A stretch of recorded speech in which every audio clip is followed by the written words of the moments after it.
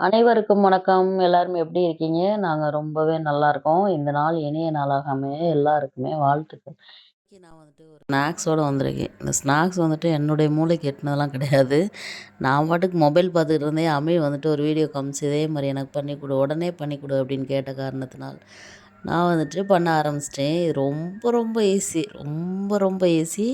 அம்மிக்கு வந்துட்டு உருளைக்கிழங்குல வந்துட்டு என்னத்தையாவது ஒண்ணு போட்டு உருட்டி குடுத்து எண்ணெயில போட்டா, எப்படி பண்ணி குடுத்தாலும் சாப்பிடுவான் அப்படின்ற மைண்ட் செட்டில தான் சரி ரொம்ப ஈஸியா இருக்கே அப்படின்னு சொல்லிட்டு நானும் பண்ண வந்துட்டேன். இது ஒண்ணும் ரொம்பலாம் கஷ்டம்லாம் இல்ல. 3 உருளைக்கிழங்கு மட்டும் இருந்தா போதும். அதுவே வந்துட்டு ஒரு 3 பேர் சாப்பிட்ற அளவுக்கு தாராளமா நெறைய வந்துச்சு. ஆனா அம்மி வந்துட்டு அந்த ஐட்டம்லாம் நெறையா சாப்பிடுவான் அப்படின்றனால, அம்மியே சாப்பிட்டுட்டான். இது வந்துட்டு வெறும் 3 உருளைக்கிழங்கு மட்டும் வேக வச்சுட்டு, கொஞ்சம் உப்பு, மிளகாத்தூளு, கார்ன்ஃப்ளவர் இத மட்டும் தான் பெருங்காயத்தூள் கொஞ்சம் நான் போட்டேன். இத மட்டும் போட்டு அப்படியே பெசஞ்சு எண்ணெயில போட்டு உருட்டி எடுக்கிறது தான். நான் ஃபஸ்ட்டு வந்துட்டு ஒரே 1 ஸ்பூன் கார்ன்ஃப்ளவர் போட்டு அப்படியே பெசஞ்சு போட்டா, எண்ணெயில வந்துட்டு அப்படியே உதிர்ந்து உதிர்ந்து வந்துடுச்சு. உண்மைய சொல்லணும்ல, வீடியோல பார்த்துட்டு அப்படியே பண்ணிறக்கூடாது நீங்க.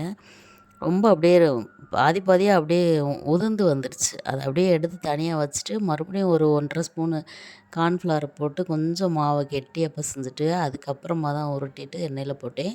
அது சூப்பரா வந்துச்சு.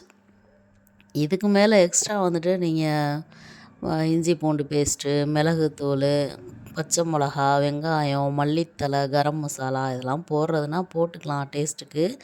சப்போஸ் வீட்ல வந்துட்டு எதுவுமே இல்லைப்பா, உருளைக்கிழங்கு, கார்ன்ஃப்ளவர் தான் இருக்குது.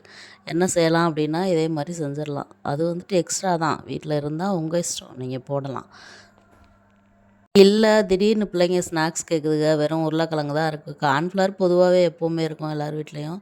அதான் இருக்குது அப்படின்னா, வெறும் தனி மிளகாத்தூள், பெருங்காயத்தூள் போட்டு, ப இது கார்ன்ஃப்ளவர் போட்டு, வரமிளகாத்தூள் போட்டு அப்படியே கொஞ்சம் கார்ன்ஃப்ளவர் மட்டும் கொஞ்சம் மாவு உருளைக்கிழங்கு கெட்டியா உருண்டை உருட்டுற அளவுக்கு வர்ற மாரி போட்டுட்டு, இத்தனை ஸ்பூன் அத்தனை ஸ்பூன் தேவையில்ல. நம்ம கார்ன்ஃப்ளவர் போட்டுட்டு அப்படியே உருட்டுனோன்னா நமக்கே தெரியும். உருண்டை வந்துட்டு பிடிக்கிறதுக்கு ஈஸியா வந்துச்சுன்னா, அதுதான் கரெக்டான பதம் அப்படின்ட்டு, எடுத்து எண்ணெயில போட்டு அப்படியே கெட்சப் இருந்துச்சுனாக்கும் பிள்ளைங்களுக்கு குடுத்தா சூப்பரா சாப்பிடுங்க. அம்மி வந்துட்டு பயங்கரமா ஹாப்பி ஆயிட்டான்.